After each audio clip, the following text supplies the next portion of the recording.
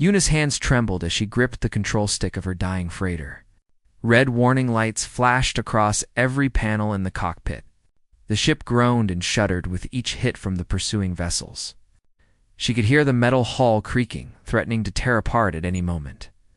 Behind her, 12 ships closed in like hungry wolves.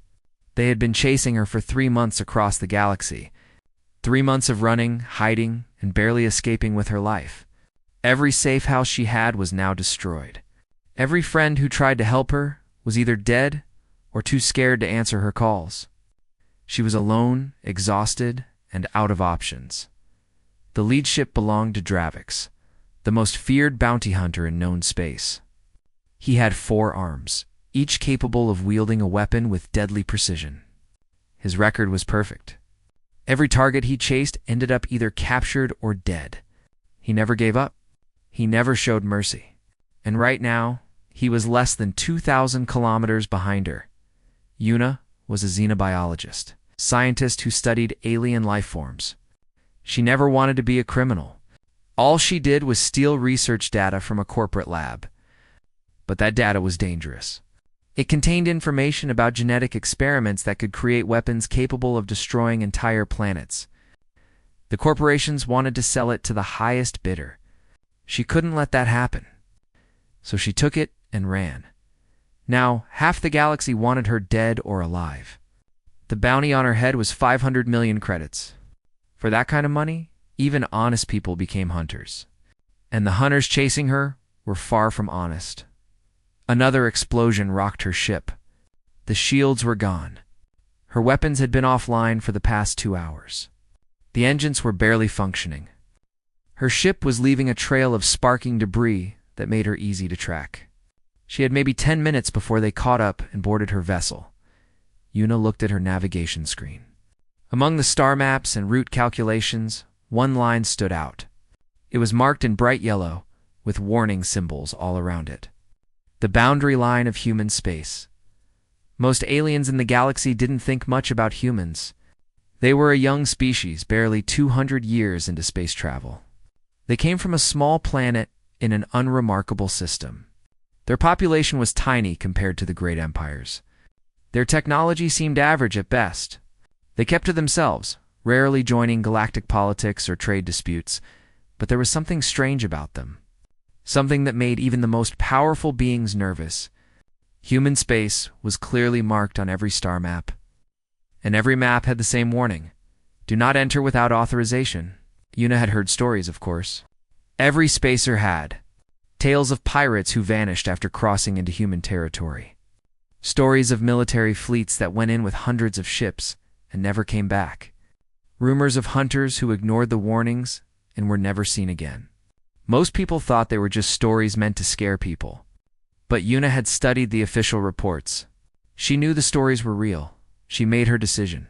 Her fingers flew across the control panel, plotting a new course. Straight into human space. It was risky. The humans might kill her themselves. But at least they would give her a trial. The bounty hunters wouldn't. If the stories were true, maybe, just maybe, they would stop following her. Dravix's voice crackled through her communication system. Yuna, this is pointless. Your ship is falling apart. Surrender now, and I promise you'll live long enough to stand trial. She didn't believe him. She had seen what happened to people who surrendered to bounty hunters. They rarely made it to trial. Too many accidents happened during transport. Sorry, Dravix, she said calmly. I think I'll take my chances somewhere else. She pushed the throttle forward. Her ship lurched ahead, engines screaming in protest. The boundary line on her screen grew closer. 5,000 kilometers? 4,000. 3,000 behind her, she heard excited chatter on the bounty hunter channels. They thought she was trapped. Human space was a dead end to them. Once she crossed the border, she would have nowhere else to run. They would corner her, board her ship, and collect their prize. Dravix ordered his ships to spread out in a wide formation. He wanted to make sure she couldn't escape once she realized her mistake. His tactical officer Quelix prepared boarding parties. Other hunters charged their weapons, ready to disable her engines the moment she tried to turn around. 2,000 kilometers. 1,000. 500. Yuna's ship crossed the invisible line. For a moment, nothing happened. Her ship continued forward, limping deeper into human territory. The bounty hunters surged forward, confident in their victory. Then every alarm on every hunter ship began screaming at once. Dravik stared at his console in confusion. Red warnings flashed across his screen. His communication system exploded with urgent messages. His tactical display showed dozens of alerts, all saying the same thing. Warning, unauthorized entry into restricted space. Abort mission immediately. Quelix looked up from his station, his face pale. Sir, we're receiving an emergency transmission from Guild headquarters. They're ordering us to stop. Right now. Dravix growled in frustration. What? Why? We have her. But even as he spoke, he felt something change. The confident excitement that had filled his ship moments ago was replaced by something else. Something cold. Something that felt very much like fear. On every hunter's ship, the same realization was dawning. They had just crossed a line that should never be crossed, and now they were about to find out why. Yuna allowed herself a small smile as she watched her pursuer's ship suddenly halt at the boundary. She didn't know what would happen next, but at least now she had a chance. The command deck of Dravix's ship fell silent. Every crew member stared at their screens, reading and rereading the messages flooding in from Bounty Hunter Guild headquarters. The words were clear, but they made no sense. Terminate pursuit immediately. Target has entered human territory. Abort mission. This is not a suggestion. Repeat, abort now. 3 months of work. 3 months of tracking, fighting, and spending his own credits on fuel and repairs. The biggest bounty of his career was right there, less than 10,000 kilometers away, in a ship that could barely fly. And now his own guild was telling him to give up. Get me command, he ordered. Now, Quelix worked quickly, establishing a secure channel. A face appeared on the main screen. It belonged to Vex the Lorian, one of the oldest and most experienced hunters in the guild. His face was scarred from countless battles. His eyes looked tired, like he had seen too much and lived too long. Dravix, Vex said, his voice heavy with warning. Tell me you haven't crossed the border yet. We're at the line, Dravix replied. The target just entered human space. Her ship is damaged. We can catch her in minutes. Why are you calling us off? Vex leaned forward, his expression deadly serious. Listen to me very carefully. I don't care about your pride. I don't care about your perfect record. I don't care about the 500 million credits. You cross that line, you die. All of you. Turn around right now. On the other hunter ships, similar conversations were happening. Kiva, a Sol Marone tracker known for her ruthless efficiency, argued with her own guild contact. They're just humans. They've only been in space for 2 centuries. They got lucky and found some abandoned technology. What can they possibly do to us? The response came from a different guild commander, an old Varelian female named Tessix. Her voice was sharp. They can kill you, quickly, easily, without breaking a sweat. The bounty is void. It disappeared the moment that woman crossed into their space. Come home? But the hunters were not convinced. They had fought pirates, military forces, and elite soldiers. They survived battles that would have killed ordinary beings. They were the best in the galaxy at what they did. How could one small species scare the entire bounty hunter guild? Dravix voiced what everyone was thinking. Vex, you need to explain. We're not children. We deserve to know why. Vex was quiet for a moment. Then he nodded slowly. Fine, I'm uploading files to your ships right now. They're classified. Most people in the galaxy never see them. Read everything. Study every word. Then you'll understand why we don't go near human space. Ever. The data began flowing into their computer systems. Hundreds of files. Incident reports. Military analyses. Witness testimonies. Security footage. Medical records of survivors. Each file was marked with the same warning: human space violations, fatal outcomes. Dravix opened the first file. It was titled The Karshan Incident. He began to read, and his blood went cold. 70 years ago, the Kartian Empire decided to expand into human territory. The Kartians were one of the most powerful military forces in the galaxy. They had conquered 12 star systems. Their warships were massive, heavily armed, and shielded with the best defensive technology available. They sent 70 ships to claim a small moon in human space that was rich with valuable minerals. The humans sent one message: leave now or be destroyed. The Kartians laughed. 70 warships? Against what? Humans had maybe a dozen ships in that sector, small patrol vessels with minimal weapons. The Kartian admiral didn't even bother to respond. He ordered his fleet to proceed. They encountered a single human corvette. Just one ship crewed by 20 people? The human captain sent one more warning. The Kartians ignored it and opened fire. What happened next lasted 17 minutes. The human ship didn't run. It didn't try to dodge. It flew straight at the Kartian fleet. Its weapon systems came online, but they didn't fire normal projectiles. They fired something the Kartians had never seen before. The rounds moved at impossible speeds, punching through shields like they weren't there. Each shot was precise, hitting critical systems with accuracy that seemed impossible. But that wasn't the terrifying part. The terrifying part was what happened when the human ship got close. It didn't try to board or ram. It deployed something small, like mines or drones. These objects attached to the Kartian ships and started cutting through the holes. Then they exploded from inside. Ship after ship died. Kartian crews tried to retreat, but the human vessel was faster. It hunted them down, one by one, destroying each ship with mechanical efficiency. The Kartian admiral sent desperate calls for help, but before reinforcements could arrive, all 70 ships were gone. Reduced to floating debris, the human ship, it had minor damage to its outer hull. No casualties. The crew returned to base and filed a simple report.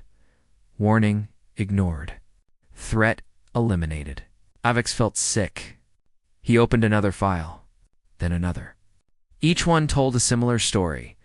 The Yelthari raid, 300 of the galaxy's best commandos, tried to capture a human research station.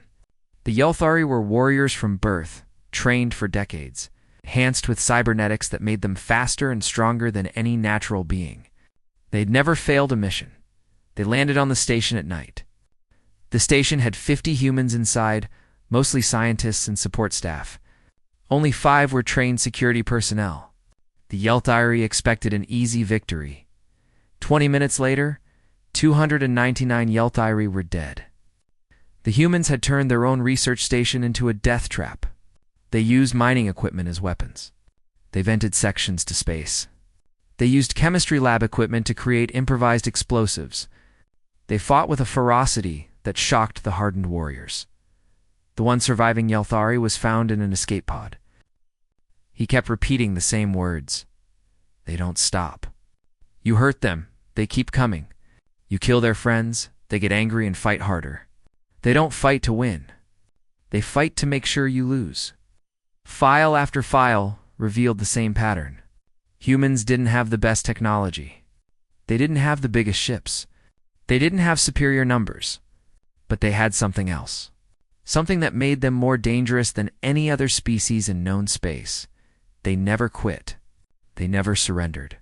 And they never, ever forgave anyone who threatened their people or their territory. Quelix looked up from his console, his hands shaking. Sir, there are over 300 documented incidents here. Pirates, slavers, corporate raids, military invasions, different species, different weapons, different tactics. The result is always the same. Everyone who entered human space without permission either died or wished they had. Across the Hunter fleet, the same realization was settling in. They had made a terrible mistake. They were at the border of the most dangerous territory in the galaxy, and their target was now under human protection. Dravik stared at the boundary line on his screen. Beyond it, Yuna's ship continued deeper into human space. The 500 million credit bounty suddenly seemed meaningless. No amount of money was worth dying for. But even as that thought crossed his mind, his communicator chirped. One of the other hunters, An aggressive Krellian named Vork was broadcasting to the entire fleet. "This is coward talk. They're just trying to scare us. I say we go in, grab the target, and get out before the humans even know we're there. Who's with me?" Dravix closed his eyes. This was about to get much worse. Quelix pulled up more files on his screen. His job as tactical officer meant he needed to assess threats and calculate odds of success. Right now, the numbers he was seeing made no sense. According to every strategic model, humans should not be winning these encounters. But they were. Every single time. "Sir, you need to see this one," Quelix said quietly. Forwarding a file to Dravix's personal screen, the file was labeled Individual Combat Assessment, Human Capability Study. It contained detailed analyses of human soldiers in combat situations. What Dravix read made his stomach turn. The report focused on a human marine named Taman. He was stationed at a small mining colony on the edge of human space. The colony had only 30 civilians, mostly families of the miners. It was considered a quiet posting, safe and boring. Then a Varaxian assault team arrived. 40 warriors, each one a trained killer with advanced armor and weapons. They came to raid the colony for supplies and slaves. The Varaxians were known throughout the galaxy as brutal but efficient fighters. 40 of them should have been more than enough to handle one colony with minimal security. Temin was the only armed human present. He was doing routine patrol when the Vracians landed. He immediately sent a distress signal, knowing help would not arrive for at least 6 hours. Then he did something that seemed insane. He attacked one man against 40. The report included helmet camera footage from the Varaxian team. Dravix watched in horrible fascination. Taman used the mining tunnels and his knowledge of the colony layout. He set traps using mining explosives. He used the environment, venting sections, cutting power, creating chaos. But what struck Dravix most was how Taman fought when cornered. In one section of footage, 3 Varaxians had him pinned down. He was wounded, bleeding from multiple injuries. His rifle was nearly out of ammunition. Any reasonable being would have surrendered. Taman didn't. He charged them. He used his rifle as a club when it ran dry. He fought with his hands, his teeth, anything he could use. He took hits that should have killed him, but kept moving. The Varaxians killed him 3 times, according to their medical standards. But he didn't stay dead. He got back up and kept fighting. When human reinforcements finally arrived 6 hours later, they found Taman, unconscious but alive, surrounded by Varaxian bodies. All 40 attackers were dead. The 30 civilians were safe. Taman had held for 6 hours with nothing but determination and rage. The report's conclusion was chilling. Human subjects display abnormal pain tolerance and will continue fighting long past the point where other species would succumb to shock or surrender. Recommend avoiding individual combat with humans whenever possible. Dravix opened another file. This one was about a human ship captain named Hana. Her story was equally disturbing. Hana commanded a small freight vessel traveling through neutral space. When pirates boarded her ship, 17 pirates, all armed and experienced. They cut through the hull and stormed inside, expecting easy prey. Hannah's ship only had a crew of 5. None of them were combat trained. What Hannah did next was recorded by the pirates' own cameras. They had worn recording devices to document their raid, planning to sell the footage later. Instead, the footage became evidence in a trial, the moment the pirates breached the hull. Hannah evacuated all the air from her ship. Her crew had secured emergency suits beforehand. The pirates had breaching suits, but they weren't designed for extended exposure to vacuum. They thought they had time to reach the crew and force them to restore life support. Hannah didn't restore it. She waited in her maintenance suit, hiding in the ship's crawl spaces. For 40 minutes, she hunted the pirates through her own ship in 0 gravity. She used tools from the engine room as weapons. A welding torch became a flamethrower. A cargo hook became a spear. Maintenance cables became traps. One by one, she killed them all. The footage showed pirates panicking, screaming, trying to escape back to their ship. But Hannah had sealed those sections. She made sure none of them left alive. When it was over, she calmly restored life support, checked on her crew, and continued her delivery route. Her official report was 3 sentences long. Pirates attempted to board vessel. Defended successfully. Cargo intact and on schedule. The file included psychological evaluation notes. The doctor who examined Hannah afterward wrote, "Subject shows no signs of trauma or remorse." When asked about the incident, she stated she was simply doing her job. She appears confused as to why anyone would think her actions were unusual. Quelix scrolled through dozens more files. Each one revealed the same pattern. Humans fought differently than any other species. They didn't calculate odds. They didn't consider retreat when defending their territory or their people. They fought with absolute commitment. There was a report about a human colony that was attacked by slavers. The slavers expected to capture hundreds of workers. Instead, they encountered a population that refused to be taken. Elderly humans, children, civilians with no combat training, all fought. The slavers eventually retreated, having lost 70% of their force. The human casualties were high, but not a single human was captured alive. Another file detailed a diplomatic incident. A corporate executive from the Thurian Combine had tried to claim a human world using legal paperwork and galactic trade laws. The humans examined the claim, determined it was technically legal but completely wrong, and politely told the executive to leave. When the executive refused and tried to land corporate troops, the humans responded. They didn't bother with lawyers or diplomacy. They destroyed the corporate fleet, tracked down the executive's headquarters on another planet, gave them an ultimatum: apologize and pay damages or face military action. The Thurian Combine was one of the largest economic powers in the galaxy. They had influence, wealth, and connections. But they looked at what humans did to those who threatened them, calculated the cost of a war, and decided to apologize. They paid the damages and publicly declared that human territory was off-limits to all. Combine operations. Dravix realized something as he read. Humans weren't mysterious or incomprehensible. They were actually quite simple to understand. The problem was that understanding them didn't make them any less dangerous. Every species in the galaxy had evolved on worlds that supported life. Comfortable temperatures, breathable atmospheres, reasonable gravity. Life was still a struggle, but it was manageable. Most species developed intelligence, cooperation, and eventually civilization. Humans evolved on a death world. Their planet was hostile in every way. Temperature extremes that could kill, predators that could kill, diseases that could kill. Whether that could kill?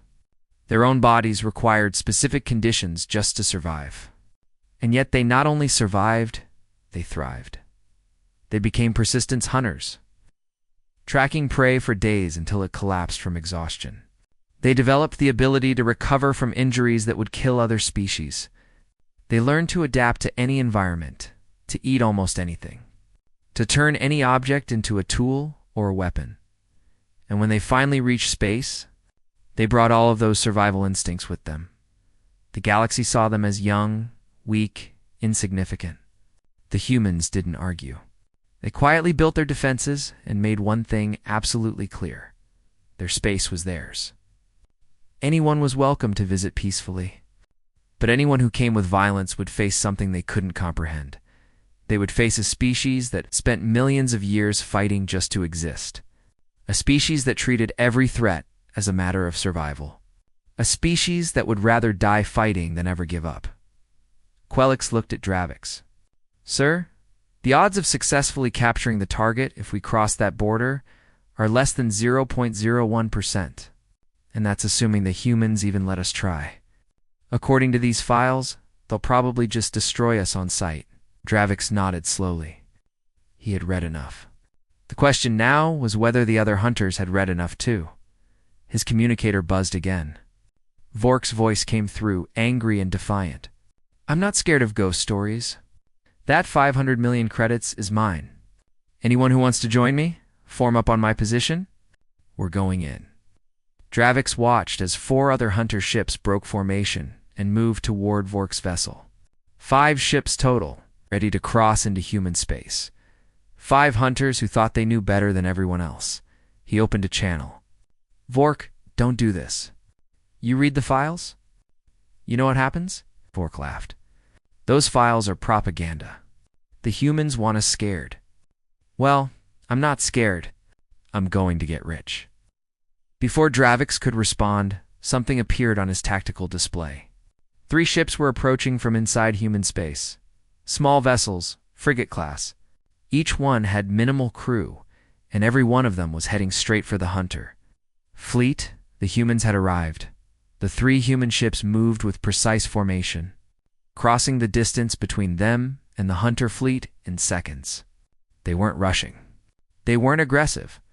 They simply moved with the confidence of predators who knew they had already won. Dravix studied the tactical display. 3 frigates against 12 hunter ships. The numbers should have been in their favor. But after reading those files, numbers didn't seem to matter anymore. His communication system crackled to life. A calm, professional voice spoke in perfect galactic common language. Unknown vessels. This is Captain Ginho of the Human Defense Fleet. You are currently positioned at the boundary of human space. We have detected your pursuit of a vessel that has requested asylum within our territory. Under human law, that vessel is now under our protection. You have 30 seconds to turn your ships around and leave. This is your only warning. The voice wasn't threatening. There was no anger or aggression in it. Ginho spoke like someone reading a routine procedure, like a docking controller giving clearance instructions. That somehow made it more terrifying. Vork's voice exploded across the communication channel. 3 little ships. You think you can stop 12 of us? We're the best bounty hunters in the galaxy. We've fought military fleets and won. There was a pause. Then Ginho responded, and his voice hadn't changed at all. Still calm. Still professional. We don't need to stop you. We only need to kill you. You now have 29 seconds. Quelix was working frantically at his console. Sir, I'm scanning those human ships. They're not charging weapons. Their shields are at minimum power. They're just sitting there, like they're not even worried. Kiva's voice came through on a private channel to Dravix. This is wrong. Everything about this is wrong. Why aren't they preparing for combat? Either they're incredibly stupid or incredibly confident. And after reading those files, I don't think they're stupid. Dravix watched the countdown timer on his screen. 20 seconds. 19. 18. Vork was rallying his group of 5 ships. On my mark, we go in fast. Hit them hard before they can react. We grab the target and jump to hyperspace before reinforcements arrive. Simple. 15 seconds, Ginho announced calmly. Dravix's mind raced. He thought about all the reports he had read. The Kartian fleet, the Yelthari commandos, the slavers, the pirates. All of them thought they could win. All of them died. But this was different, wasn't it? This was just 3 small ships. Even humans couldn't be that powerful. Could they? 10 seconds. Quelix's hands were shaking as he ran more scans. Sir, I'm detecting something strange. There are anomalies in the asteroid field nearby. My sensors keep glitching. 9 seconds. Dravix's instincts were screaming at him. Something was very wrong. The humans were too calm, too confident. They weren't acting like a force about to engage 12 hostile ships.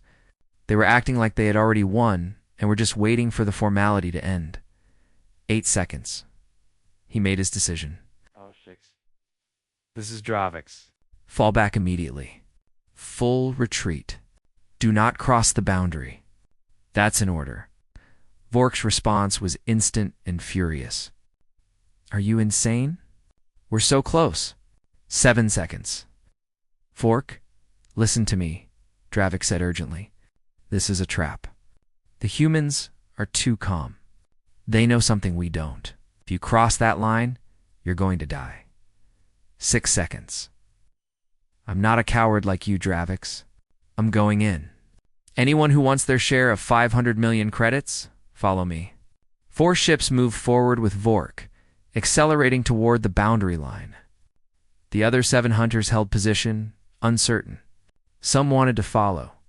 Others wanted to run. All of them were scared. 5 seconds. Captain Jinho's voice came through again. Final warning to the 5 vessels accelerating toward our border. You are making a fatal mistake. Stop now. Vork laughed. Make me human. For seconds. Dravik saw it happen on his tactical display. Vork's 5 ships crossed the boundary line into human space. The moment they did, the 3 human frigates moved. But they didn't move toward Vork's ships. They moved aside. 3 seconds. Quelix shouted, Sir. My sensors just cleared. There are multiple contacts in the asteroid field. They were cloaked. Dravik's screen filled with new contacts. Dozens of them. Ships of all sizes, emerging from the asteroids like ghosts becoming solid, destroyers, cruisers, heavy frigates, and something massive, bigger than anything he had ever seen, its profile filling his entire tactical display. 2 seconds. The humans had 73 ships hidden in the asteroid field, all with cloaking technology that had made them completely invisible until now. They had been there the entire time, watching, waiting. 1 second. Vork's triumphant voice changed to panic. What? Where did they all come from? Pull back. Pull back now. But it was too late. The human fleet opened fire. 0. The barrage lasted exactly 4 seconds. That's all the time it took for the human ships to destroy Vork and his 4 companions. The weapon's fire was precise, calculated, and absolutely devastating. Each ship was hit in critical locations simultaneously. Engines, life support, command centers. There were no escape pods. No survivors. Just 5 clouds of debris where ships used to be. Then the human fleet stopped firing. They simply returned to their positions, weapons powering down, as if nothing had happened. Captain Jinho's voice came through the communication channel again. The same calm, professional tone, like he had just completed a routine task. Remaining vessels, you are still positioned at our boundary. We have removed the immediate threat to our space. You now have 1 minute to retreat to a distance of 50,000 kilometers. If you remain after that time, we will consider you hostile and respond accordingly. Dravik didn't need to be told twice. All ships, full reverse. Maximum speed. Move now. The 7 remaining hunter ships scattered, their engines burning at maximum as they raced away from the boundary. No one argued. No one protested. They just ran as they retreated. Quelix continued scanning. His voice was quiet, almost reverent with fear. Sir, those human ships, according to my analysis, they could have destroyed all of us. Easily, they weren't worried about winning. They were giving us a chance to leave. Dravik understood. The humans hadn't been confident. They had been merciful. They gave warnings because they didn't want to kill unnecessarily. But when those warnings were ignored, they acted with absolute efficiency. Kiva's voice came through on the private channel again. She sounded shaken. I've been a hunter for 20 years. I've never run from a fight. But I just watched 5 of the best hunters in the galaxy die in 4 seconds. And those humans acted like it was nothing. Like they were swatting insects. Because to them, we were insects, Dravik replied quietly. We were pests buzzing at their border. They gave us a chance to leave. Vork didn't take it, so they removed him. The hunter fleet continued retreating until they were well past the 50,000-kilometer mark. Only then did they stop, their ships holding position in empty space. Crews still trembling from what they had witnessed. On Dravik's screen, the massive human fleet was disappearing again, cloaking systems reactivating, vanishing back into the asteroid field like they had never been there. Soon, only the 3 small frigates remained visible. Calmly patrolling the boundary, Dravik realized something that made him feel sick. Those 73 ships weren't an invasion force or a special response team. They were just the regular patrol for this sector of human space. The humans had that much firepower just sitting around, waiting, hidden, and they had been willing to let the hunters leave alive. They could have destroyed all 12 ships the moment they approached. Instead, They gave warnings. They gave time. They gave chances right up until someone crossed the line. Then mercy ended and efficiency began. Dravix opened a channel to his remaining hunters. Mission is over. The target is beyond our reach. Return to base. We'll report to the guild that the bounty is impossible to collect, Owen argued. They had all seen enough. As they prepared to jump to hyperspace, Dravix took one last look at his tactical display. Deep in human space, Yuna's damaged ship was being approached by human rescue vessels. She would survive. She would be safe. And every bounty hunter in the galaxy would know that some places were not worth the money. Some species were not worth challenging. Humans were one of them. 3 days later, Yuna stood in a clean, sterile room deep within Earth's primary orbital station. Her wounds had been treated. Her ship had been salvaged. And for the first time in 3 months, she felt safe. The room was simple but comfortable. White walls, soft lighting, a table with chairs. It looked more like a meeting room than an interrogation chamber. A human officer sat across from her, reviewing data on a tablet. His name tag read Minho, looked tired, like someone who had been working long hours. But his expression was patient and professional. Your ship is being repaired, Minho said without looking up from his tablet. It'll take about 2 weeks. The damage was extensive. You're lucky you made it here at all, Yuna nodded. Thank you. I know I entered your space without permission. I'm prepared to accept whatever punishment is appropriate. Minho finally looked up, a slight smile on his face. Punishment? You requested asylum. That's not a crime. You're not a prisoner, Yuna. You're a guest. Although we do need to talk about why you're here. He swiped his tablet and pulled up files. Yuna recognized them immediately. The research data she had stolen, the genetic experiments, the dangerous information that had made her a target for half the galaxy.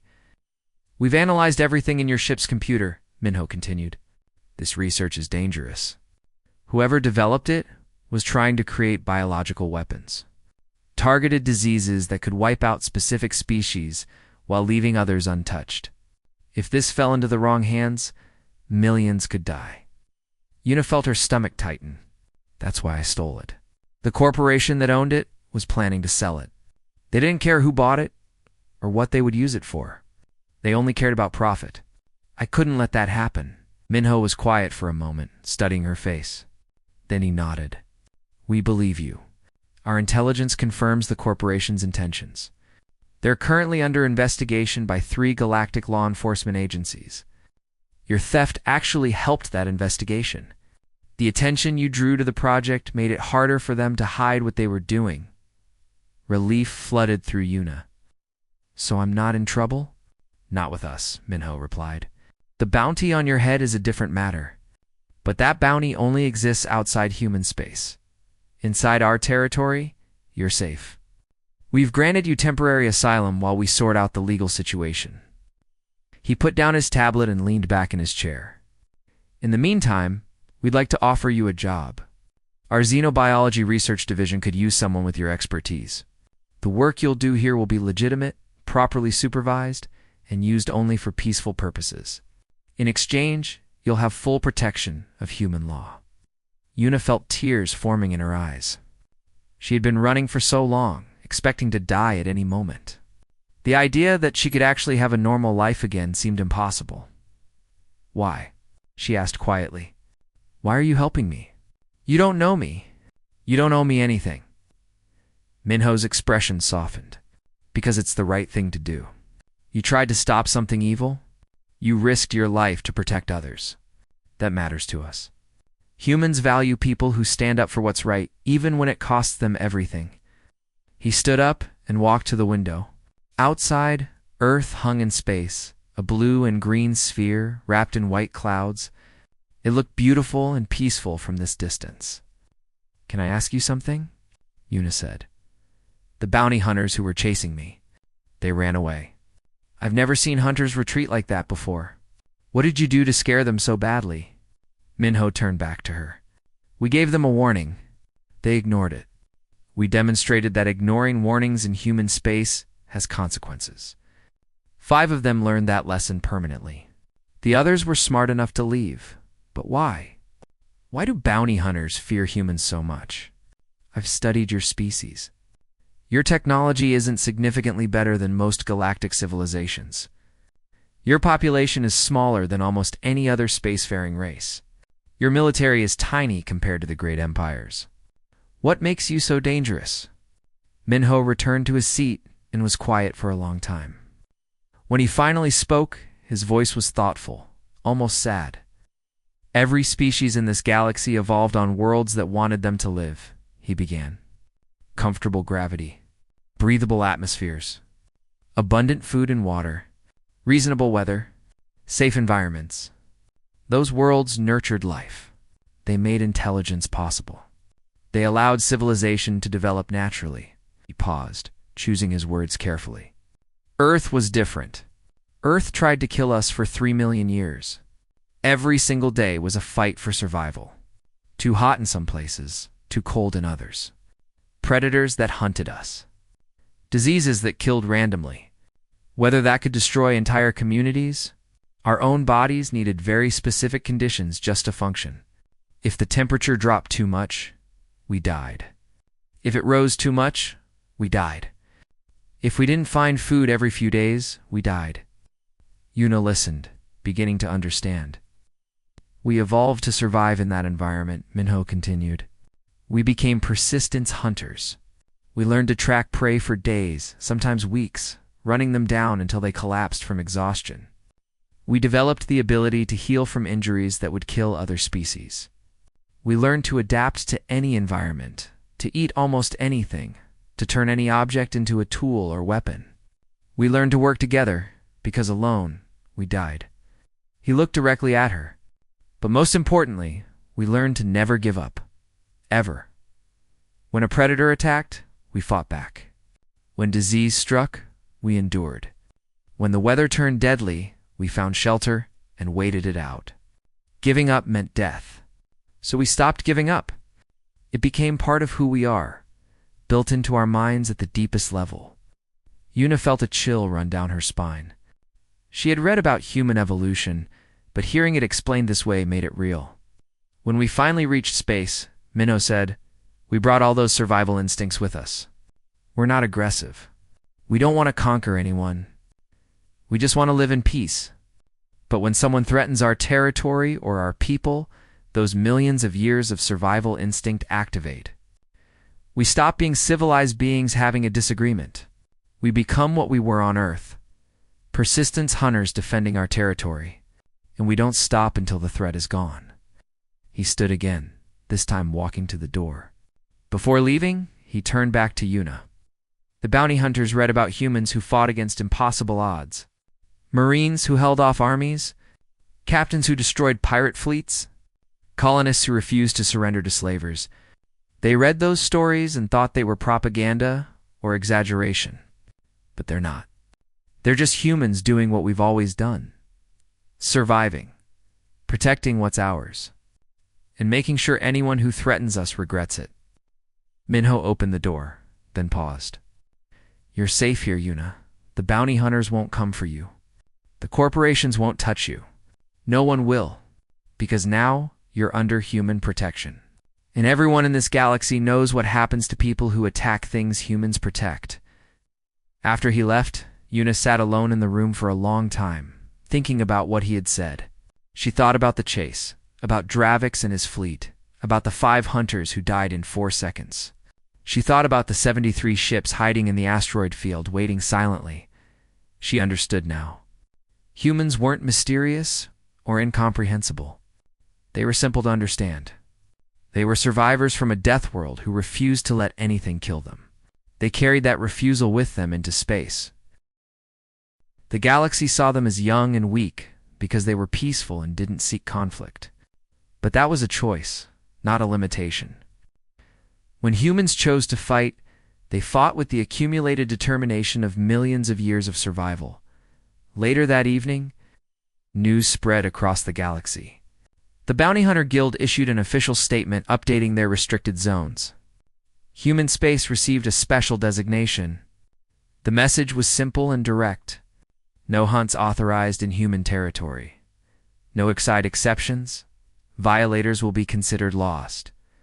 Recovery operations will not be attempted. In bars and stations where bounty hunters gathered, the story of Vork's death spread quickly. 5 experienced hunters destroyed in seconds. A massive human fleet that appeared from nowhere. A calm captain who gave one warning and then followed through without hesitation. The veterans nodded knowingly. They had always known. The younger hunters learned a valuable lesson. Some bounties weren't worth chasing. Some species weren't worth challenging. Across the galaxy, the 500 million credit bounty on Yuna's head was officially rescinded. The corporation that issued it quietly dropped all charges. They knew better than to ask humans to hand over someone they had granted asylum. Other organizations that had been considering similar bounties decided against it. In a small cafe on a trade station thousands of light years away, 2 bounty hunters sat drinking and discussing potential jobs. The younger one pulled up a listing for a high-value target, last seen near human territory. The older hunter immediately shook his head. No, never. I don't care if the bounty is 1 billion credits. You don't go near human space. Ever. But this target is just passing through, the younger one protested. We could grab them before they reach the boundary. The older hunter looked at him with hard eyes. Let me tell you something my mentor told me, and his mentor told him. There are 3 rules every bounty hunter lives by. Rule 1, never work for free. Rule 2, always get paid up front. Rule 3, never, ever cross into human space. You know why Rule 3 exists? Because humans don't negotiate. They don't compromise. They don't care about your reasons or your justifications. You threaten them or theirs, you die. Simple. Clean. Final. The money is never worth it. Not when you're dead. The younger hunter looked at the listing again, then deleted it from his tablet. Some lessons didn't need to be learned the hard way, and in that quiet room on the orbital station, Yuna finally allowed herself to relax. For the first time in 3 months, she slept peacefully, knowing she was truly safe, because she was under human protection. And in this galaxy, that meant something. It meant no one would dare touch her again.